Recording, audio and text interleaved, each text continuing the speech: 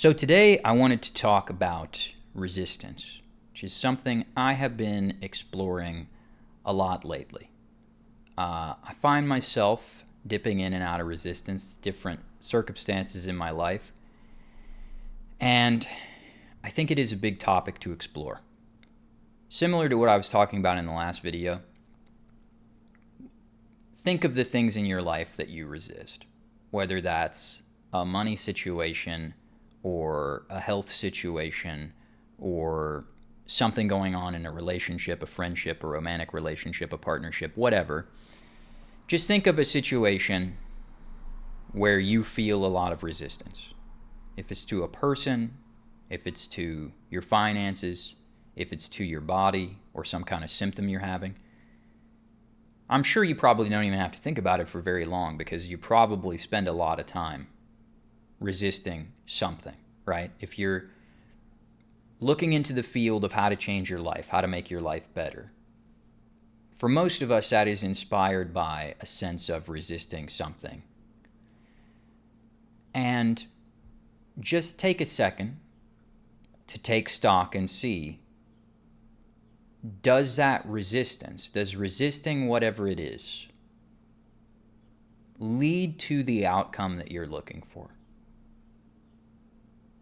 The easiest example for me is when I was younger, I was prone to panic attacks, and every once in a while I'll still have one. And the thing I know for sure is that when you really resist a panic attack, 9 times out of 10 it gets worse. Resisting does not help a panic attack at all. So for me, it's really easy to see, okay, in that scenario, resisting, not only does it not help, but it makes things much worse. So whatever you feel like you've been resisting, look at it and see, is that resistance really helping? Is it helping you to resist that? And probably you will see that it is not. And then, like most of us do, you will start to resist the fact that you are resisting. You will create this interesting feedback loop where you realize that you are in resistance and you think that's a bad thing. So you'll resist that you're resisting. You'll judge that you're judging, whatever it is, right? As soon as you figure out that there's a behavior that you engage in that's not getting you the result that you want, anytime you engage in that behavior, you will probably beat yourself up. And that's also not helping, right? So how do we get out of this whole thing? And how do we do it quickly? And how do we do it effectively? Again, give yourself a moment. Whatever you're resisting, give yourself a moment, really, of clarity right now, where you see what happens if you're not resisting it. If you got some kind of health issue, give yourself a moment right now where you don't resist the diagnosis, where you don't resist the pain, where you don't resist the symptom, right? I'm not saying you let it hurt you. I'm not saying you let it kill you. I'm just saying look at it and see where you've been pushing back against it, where you've been fighting it, where you've been judging it, where you've been reacting to it. And just for one moment, just let that energy of pushing back against it go and see what happens. All you got to do is see, right? You don't have to commit to anything forever right now. This doesn't have to totally alter your course of action in anything that you're doing in any area of your life. But just see what happens when you don't push back for 1 second. We'll also use money as an example, right? I think a lot of us are feeling right now that the world is headed in a financial direction that feels very uncertain. And we're told there's a lot to freak out about, and we freak out about our personal finances, the global economy, everything, right? Anywhere you look, if you want to find something to freak out about money, you will absolutely find it right now in this moment. But if you look back over the course of human history, that's quite commonly been the case. It's different right now in some ways, but People have freaked out about money for as long as money has existed. People have felt a sense of scarcity around money for as long as money has existed. There have always been massively wealthy people and people who did not have as much money. And as I'm talking about that stuff, see how much resistance that stirs up for you. And check to see if maybe there is a resistance to dealing with money in general. A lot of us now, whether we will admit it or not, are resisting the whole idea that we ever have to even deal with money. We're resisting the idea that we live in a society that seems to be run by money, right? A lot of us, I hear a lot of people now talking about capitalism in a negative fashion. And I'm not saying that that's right or wrong. I'm saying just view it as a resistance. And see if within that resistance, everything you object to about money or about the economy or about the government or anything like that, see if there is within that resistance somewhere where you are withholding your own benefit. That sounds pretty strange. But if you're sitting and thinking, man, money is just so difficult, I don't even want to deal with it, I wish I could live in a world where I don't ever have to deal with it again. It should be pretty obvious that that's probably not the most receptive place when it comes to money. That's probably not a position where you are the most likely to suddenly receive a massive amount of money. I'm not saying it couldn't happen, because it certainly could. But when you have that inner animosity towards money as a factor, when you don't like doing business, when you are resistant towards any element regarding money, see if that creates a holdback where you don't let yourself have as much money as you could have. Right now, ask yourself a really strange and interesting question, because I'm certain most of the people watching this can relate to the idea that they might be resisting not having any money. Most of us, most of the time, are at least subtly resisting running out of money, right? Most of us do not want to run out of money, and most of us, when we're paying the bills, are in resistance to running out of money. When we're thinking about can we afford to go out and do something fun, we're thinking about running out of money. We're resisting running out of money, right? We're working, and the work is stressful because we're resisting running out of money. I don't really want to do the work. If I could choose, I would not choose to be doing this work that I'm doing, but if I don't do it, I'm going to run out of money. Most of us can easily see where we're resisting not having any money. But ask yourself a really crazy question in total honesty right now. Just see what happens. Am I resisting money? Am I resisting having money just flow into my life from out of nowhere? Am I resisting money being easy? Am I resisting just money flowing in and it's not a problem and I don't have to stress out about it and I don't have to freak out about it? And if you really look and you suspend logic for a moment and you suspend like being critical for a moment and you go to a pure awareness, you will see, if you don't have the amount of money you would like to have, somewhere in a strange way, you are probably a bit resistant to having the amount of money you would like to have. Even if it's automatic, even if it's subconscious, even if it doesn't make any sense, right? Like, obviously on the surface, why would we ever resist having what we say we want? But most people, in most cases, are definitely resisting what they say they want, or what they say they want, or what they're not even willing to express that they want, but they're thinking about it, or maybe they can't even think about it, but they still want it. Somewhere it's driving them internally, even if they can't admit it. So you go, well, why would I be resisting having money? If I'm spending so much of my time resisting running out of money and resisting being broke and resisting not being able to pay the bills and just freaking out, why on earth would I ever resist having money? How does that even make any sense? Well, when you are younger,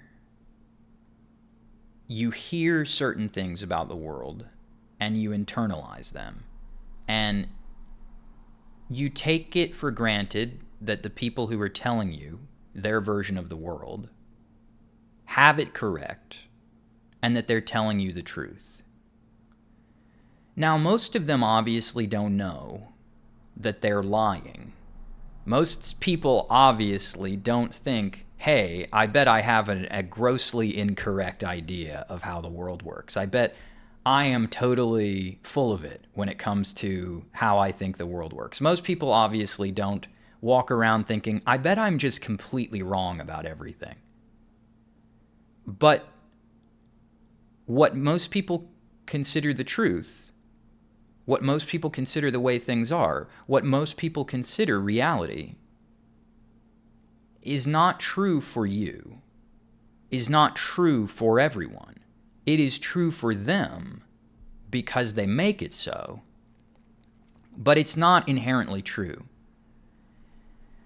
Reality is a lot less fixed than we think it is, but that becomes tricky to prove because we are very expert at having a theory of reality and finding evidence.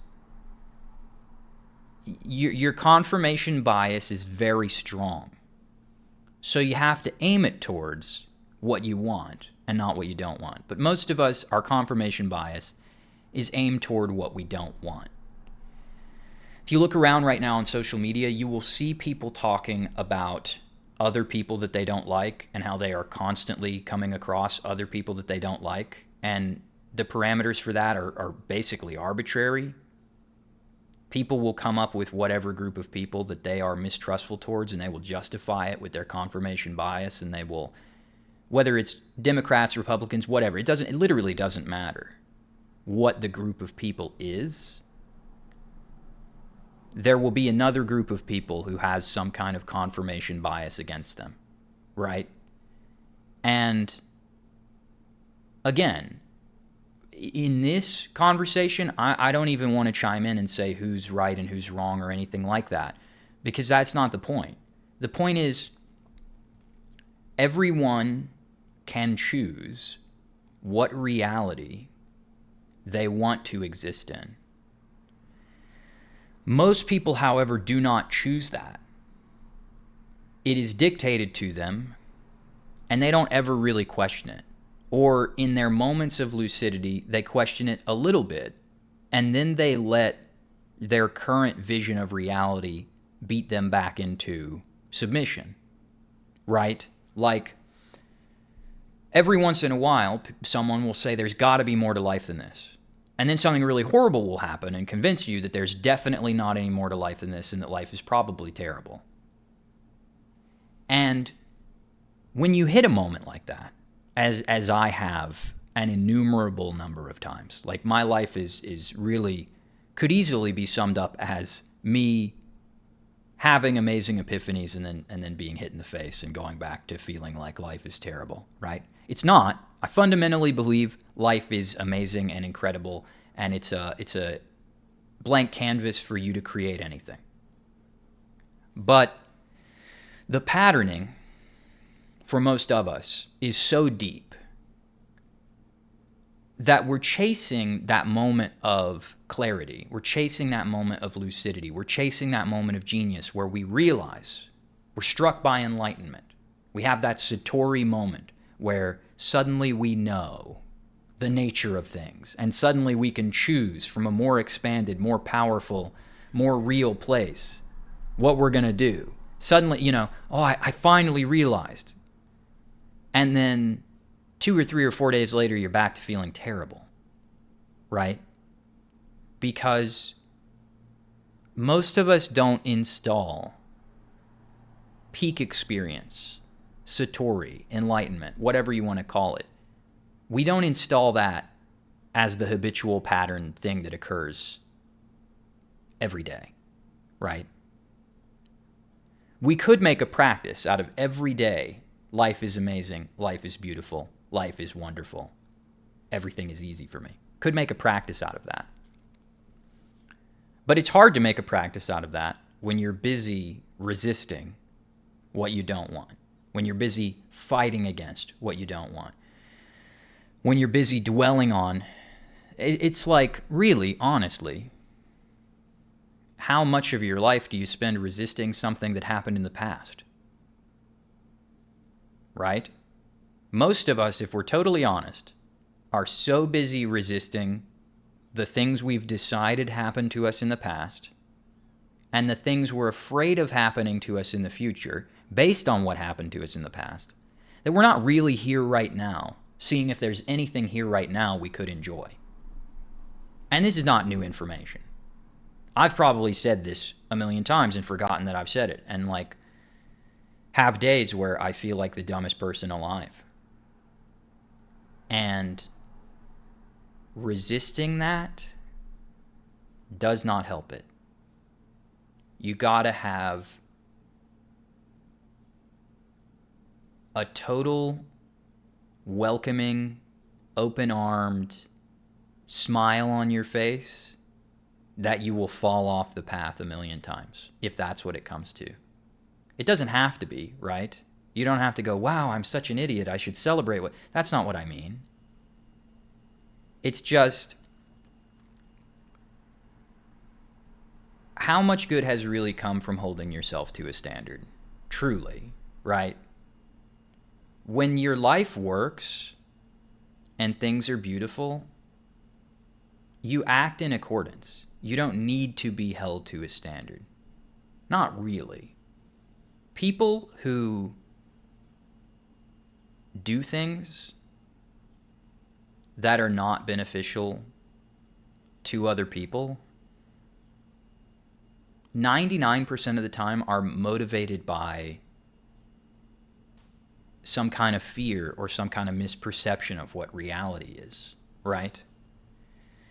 I don't think people are robbing banks or robbing liquor stores or robbing gas stations because they think they live in an all-providing reality where every need and desire that they have will be met by a universe that loves them. I don't think anybody's robbing a bank under those circumstances. If they are, let me know. I want to talk to those people and see what's going on in their head. But I think most people who are, doing things that are not great, their inner psychology is kind of a hellscape, and they don't know how to correct that. And they probably think it's impossible to correct that, right? Most of us, really, if we're honest, have days where we think correcting our inner psychology is not possible, where we think that being happier, being healthier, things getting easier, life getting better, we think that stuff is not really possible. It is possible, and we know it's possible.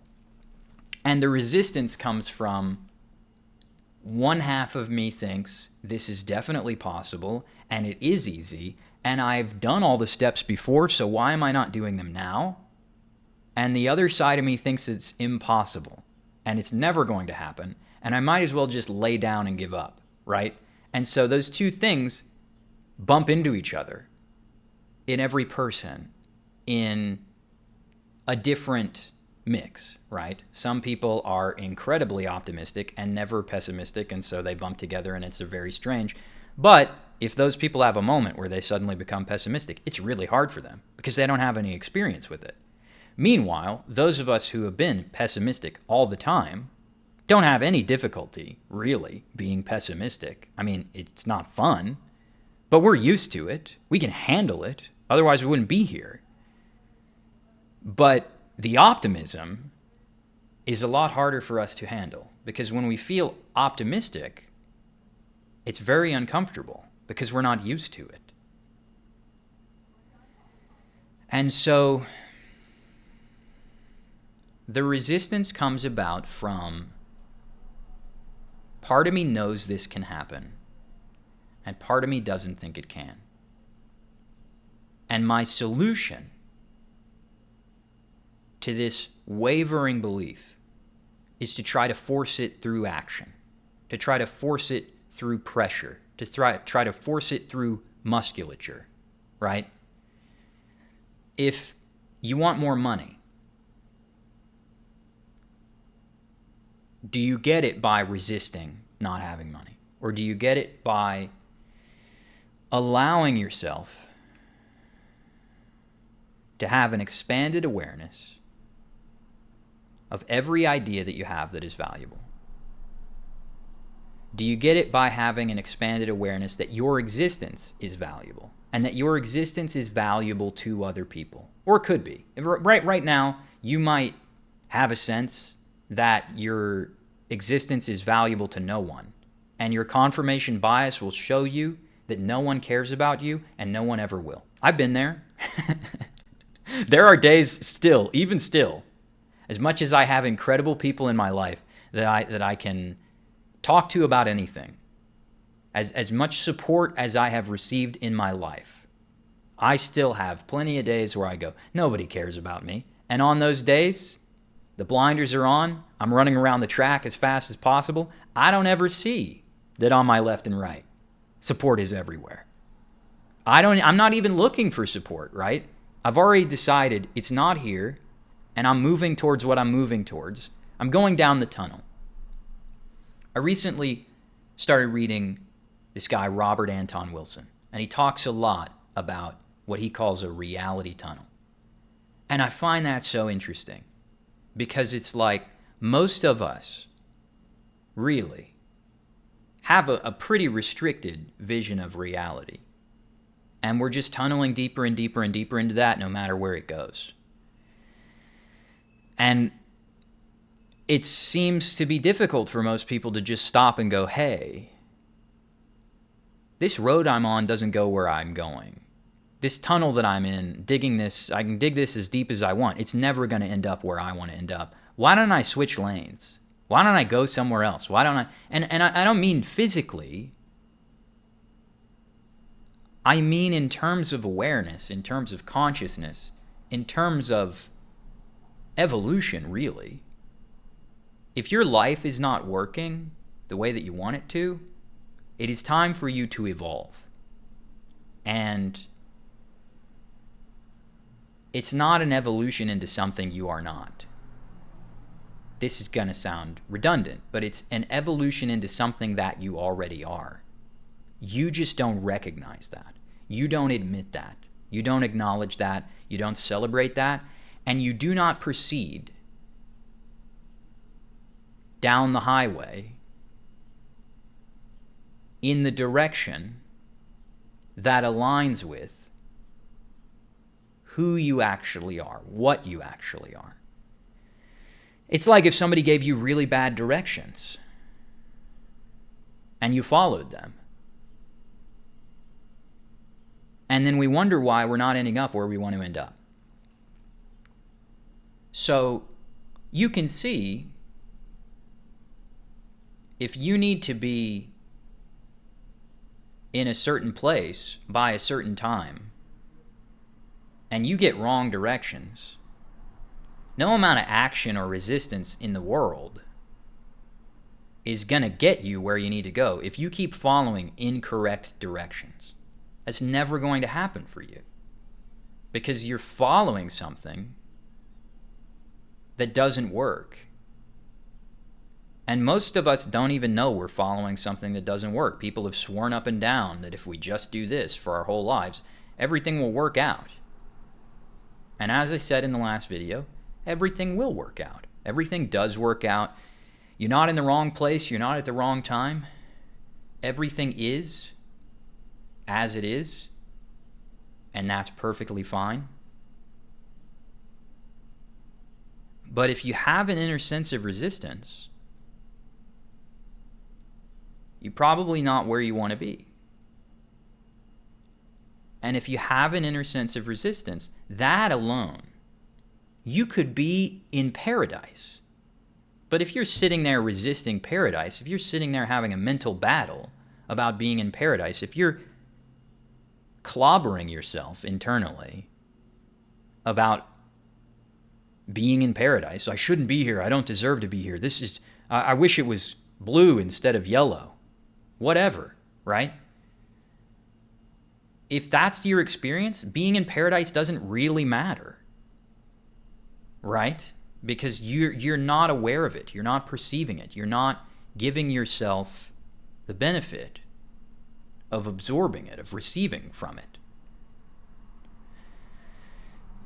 So check right now. Check right now. Whatever things look like, whatever snap judgments I've come to about things, whatever beliefs I have about things, whatever I'm holding in mind about things, is it possible that I'm in paradise right now? Is it possible that everything is beautiful right now? Is it possible that this is already paradise? I was walking out my front door yesterday or the day before, I don't know, and I asked my neighbor how he was doing, and he said, another day in paradise as far as I'm concerned. And I just looked up at the sky right after he said that, and I was like, wow. It really bowled me over, because this place that I live is just gorgeous. It's just amazing. I can't celebrate it enough. I just go out and I walk, and the place is so beautiful that it's there are not words. And then I have days where I'm resisting being me, or I'm resisting my body, or I'm resisting whatever I'm resisting, and it does not occur to me for a second that I live in such an amazing place. It does not occur to me for a second. And sometimes that day stretches into a week, stretches into a month, and you just go, I'm in hell. This is horrible. I hate everything about this. And it's like, what's creating that?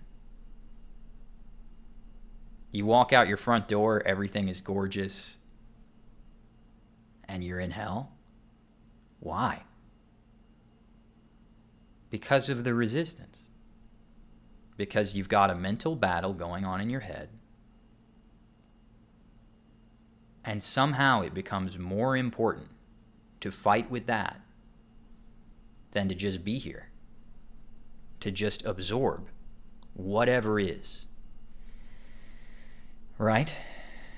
Like, if you're sick, let's use that as an example, right?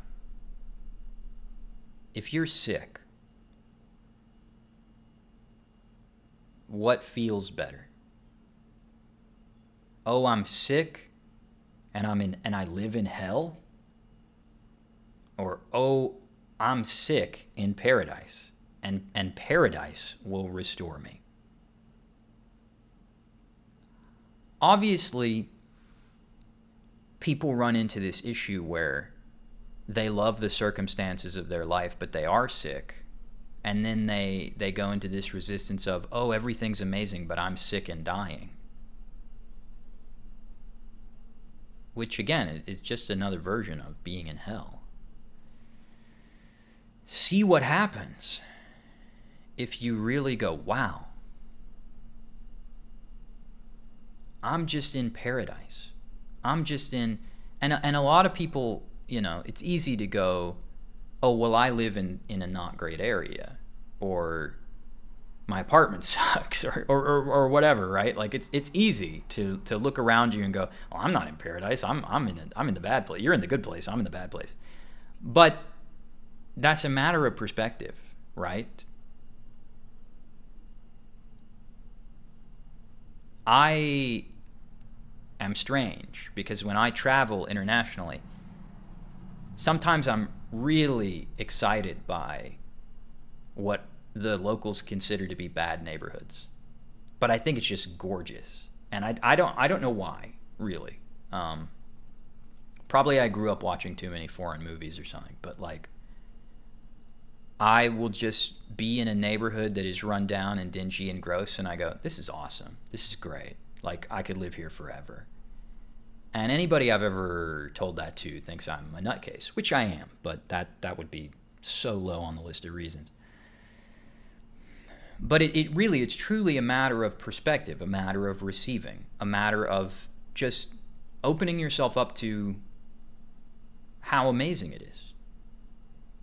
When you're resisting it, when you're judging it, when you're going, this place sucks, my life sucks, I suck, everything sucks, and I'm not doing anything about that, and I know I should be doing something about that, so I'm going to beat myself up that I'm not doing anything about that. That all feels terrible. Feels horrible. Giving yourself a moment where you just look around you at everything and you go, what if this is paradise? What if this is amazing? What if this is just the most wonderful thing, right? Because I'm here experiencing it. That might feel like lying to yourself. But what if it's not? What if you just try that out and see? What if everything is just incredible as it is? Whether I'm sick, whether I'm broke, whether I'm heartbroken, or, anything you're going through where you go, this is horrible. My dad is having a heck of a time right now, and we talk on the phone quite often. And that's tough, right? To hear my father towards the end of his life having a difficult time. That's really, really difficult.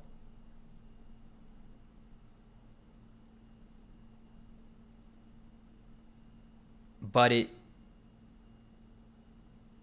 helps me and it helps him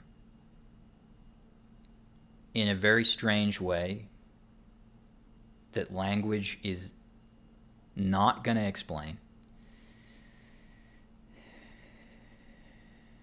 To just view the situation as perfect. Spiritually speaking, energetically speaking.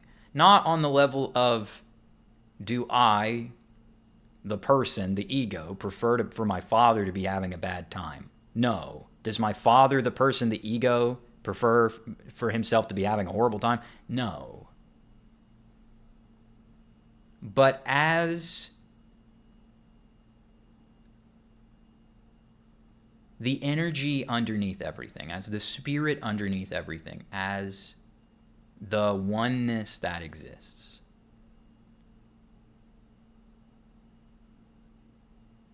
can I see the perfection in it and know that it is okay? Because I know firsthand, very well, that calling my father and talking to him for 20 minutes and then spending the rest of the day in bed resisting how bad his situation feels to me does not do anything for him at all. It's no benefit for him for me to lay in bed paralyzed by the events of his life, right? It's not. And it's certainly of no benefit for me. So what is that resistance really giving me? It gives me a sense that I care a lot. But it's kind of a manufactured caring, right? Because it's not beneficial to the recipient. I'm sure we can all relate. When you're younger, you want to have adventures, and your parents stress out about the adventures that you want to have, and they're worried about you, and they freak out about you, and it feels bad to make your parents worry. But is the worrying what makes you okay? Not really. My mom was worried about everything, right? She would see me with a little bit of acne and she would grab me by the face and rub a pad all over me. And it's like, that didn't make me more attractive. that really made me want to like peel my face off and just not have to have one and just be a skull walking around. Like that made me feel horrible. And you know, my mother had a lot of amazing qualities, so don't characterize her based off of this one faulty perception that she had, that it really mattered if I had acne or not. But you carry those things with you. You carry, you know, this resistance to not looking perfect, and it can dominate your life. If you are totally in resistance to not looking perfect, there's very few things you can do, right? You can only do things that you're already perfect at. And unless you're already perfect at something, you basically can't do anything, because you can't learn, because you're never perfect when you're learning. And who wants to be, right? Why does anybody want to be perfect anyway? What's that going to get you?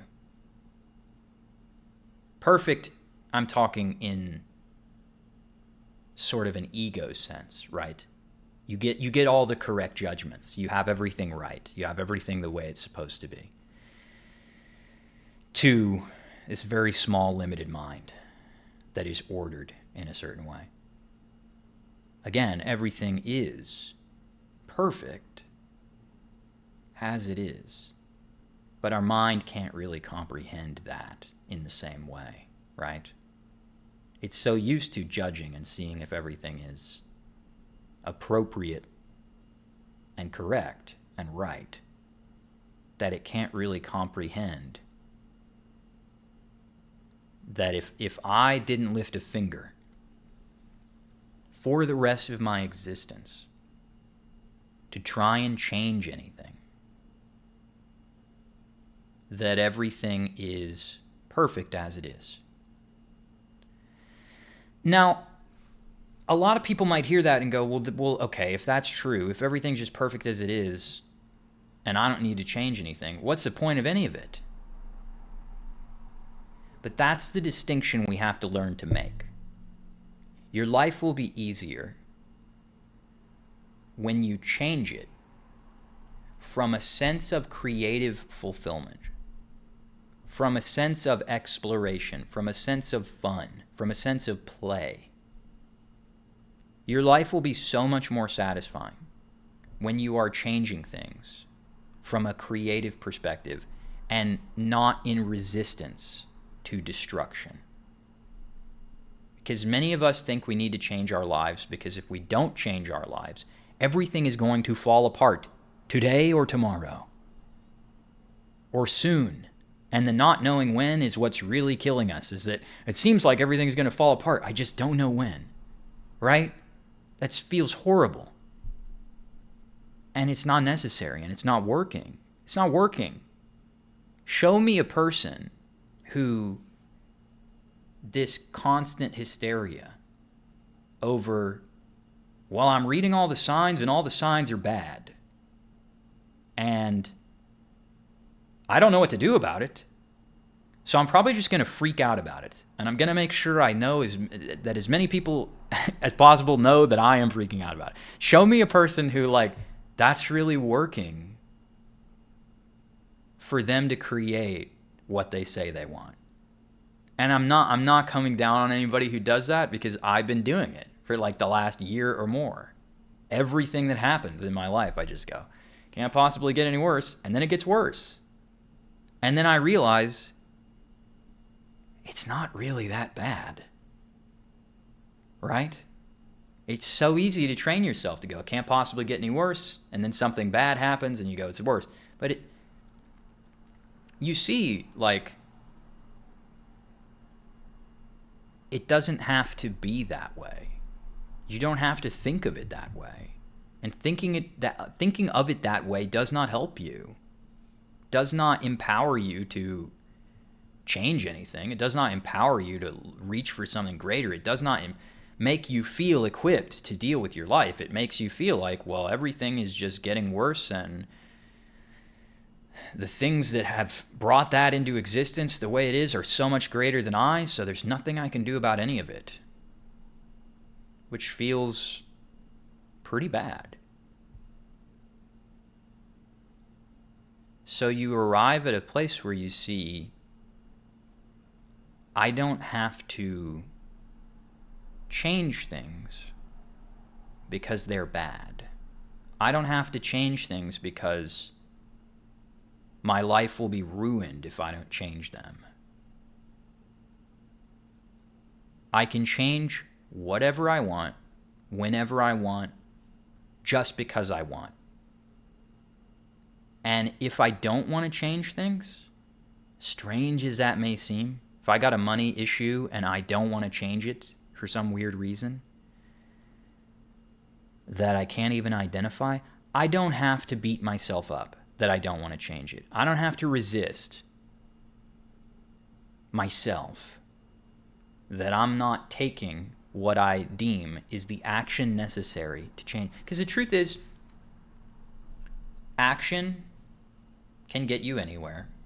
And most people that you can look around and observe in your reality that are successful in the ways you'd like to be successful, you think are big action takers. And you can confirm for yourself, based on certain examples, that action is what's going to make you successful. But that's simply because you're not observing people operating on a higher level than action. Action is what you can see with your eyes. You can't see if there are people creating and shaping their lives from a totally different orientation, unless they tell you. And then, quite often, they will tell you, yes, I'm creating my life using this crazy magical system, and I'm charging you more money than you could ever possibly afford for access to it. It's like,